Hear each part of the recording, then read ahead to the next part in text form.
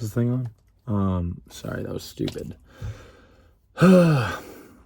I'm truly so grateful and in awe, and I could cry, like, thinking about how people have been responding to just my vulnerability and, like, my poetry and film, and there's so much more to come, and it's very cool to see that the thing that I was scared most in my life to talk about and to share about is not only the thing that people are connecting with, but the first thing that I feel like has given me purpose. I see how many people don't feel like they fit into the binaries that we're kind of given. To be Christian is to be Republican, and to be straight, and to be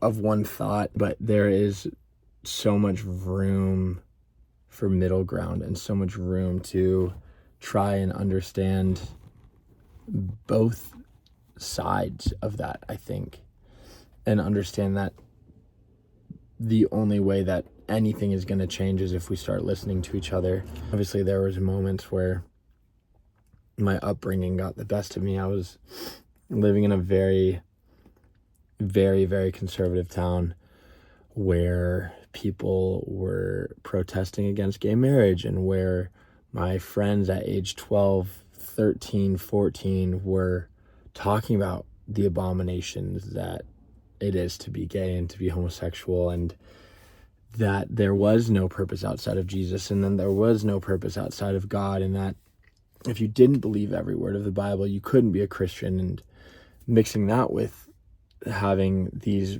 really, really beautiful, blended, messy family, and a mom and dad that were so empathetic, without question, just adopting 3 siblings that were my cousins, without question. And I think that kind of watching that at such a young age kind of changed my perception of what a family should be, and what thought should be, and what empathy looks like. And I think that has been the through line that has carried me to where I am now. But knowing that I was gay at like age 7 or 8, but hearing all of these things created an immediate compassion for queer people and trans people, and believing and trying to figure out how gay people could go to church and could be loved by God and by Jesus without them hating themselves and without us rejecting them. And I fought for that for a long time. And like, first time I lost religion was in high school. I don't even really remember why, but I got sucked right back in college because I was so lonely. I was so not fitting in with the straight scene in Auburn, Alabama. At least the scene I fell in. I was a frat boy and a 19-year-old that was lying and didn't have any drive and any purpose, didn't know what spirituality I was, knew that I was gay but couldn't come out. It was very interesting, and I got sucked right back into a church. And that second time that I became a Christian was very intense. I immediately got super involved with it and didn't really know what I believed or what I thought, and was still just like fighting this thing and hating myself for it, and kind of question, even if it was behind the scenes, like, what do I think? What does God think of me? And I didn't really come to that conclusion for a long time. And when I left and quit the job that I got as a creative director, I hated God. I thought he was evil and the worst, and I thought it was all a lie, and I felt so stupid to have fallen back into it and thought anyone that could possibly believe in Jesus and God was stupid as well. And it took me a minute to, first I had to figure out my sexuality, and that's where I just like explored and met people and kind of figured it out on the way in a way that was very against my soul as a person. I love being romantic. I love getting to know people, and I was just so scared of someone finding out that I like would use fake names and go around and like never see the same person twice and never let them in. And that wasn't working for me either. And it was just so messy because now the hatred that I felt for myself for being gay was matched with this self-hatred for being, for better words, a slut, like for not believing in love anymore, for not believing in romance, and kind of getting out like all of this like teenage like rage and aggression on people that are struggling just like me, and people that need someone to hold them and someone to tell them that they deserve love and that they are worthy of it. And that was something that I was not capable of, and also something that I didn't receive. And all of it came on. There's a couple that just kissed outside my car when I said love. That's cute. What was I saying? Basically, that's where Atrophy was written, was in this moment. And this is also where I started to want to pursue music and believe in music and writing and poetry. And I wrote Atrophy just in this state of brokenness where I felt so dirty. I felt like there was nothing that could cleanse me and nothing that could ever love me. And I can feel that in that song still. And I remember when I listened to it, like I showed my friends it maybe a year after I recorded it, and I just cried in the car. And I was like, wow, this is intense for me.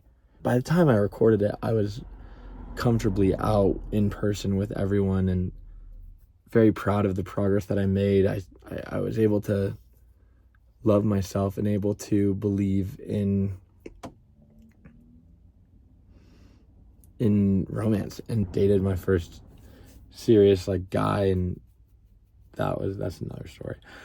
But this song came out of that, and when I finally shared it, that was the first time I publicly came out, and that was only in March. And this whole project came out of Atrophy. That was the first song that I wrote about this subject, and every song has kind of gone in a linear story ever since, of hating yourself to believing that you aren't good enough, believing that nothing will ever make you good enough, to understanding like, no, I'm not good enough. But that doesn't keep me from loving myself for who I am, loving myself for that mess, but also allowing myself to be held by someone that doesn't think I'm perfect, and not trying to pretend to be perfect for them. And that's really where it ends, is this beautiful little love song, and probably the only happy song on the album. But I'm just so excited. I feel like this season has helped me shape the purpose of my art for at least the foreseeable future. I know how hard it is to be raised in a Christian or conservative area and household and not hate yourself for something that you can't control. I've lost multiple good friends to suicide because of this, and that is something that shouldn't happen, and something that there's no way a God of love and a religion of love and grace would want to happen or allow to happen. But we keep seeing it over and over again. And I think it's time that not only the church takes responsibility and accountability, but Christians stop antagonizing other Christians for wanting to believe something different, for questioning a pastor, for questioning a verse and the context of it, and vice versa, for gay people to not make fun of other queer people that want to still question their religion and still interact with it. Wouldn't necessarily say I'm like the strongest Christian. I don't go to church right now, but I definitely want to understand who God is and who Jesus is. I'm still trying to understand the Bible and still trying to understand what I believe. And I think that's a journey that I'm going to be on for a while, and a journey that I'm really, really excited to be on. I was supposed to talk about the making of the music video, but I just went on my life story, I guess. So yeah, I guess this is a piece of my journey of coming out and trying to reconcile all of these different belief patterns that I've been raised with and growing with. And I'm really excited to continue on this journey, and I'm really stoked that I'm sharing about it. This is probably a terrible video. I'm not really a talk to camera person, but I'm trying to be, because I love sharing, and I want to be able to make music and write poetry, and this will hopefully help me do that. So thank you so much again just for listening and for taking the time to interact with my art. I try to read all the DMs that I get. The stories that I'm seeing are so beautiful and wreck me. And why am I such a baby? This is my 4th time crying this video. Whatever. Thanks for listening. We'll see if I post this. If I do, bye.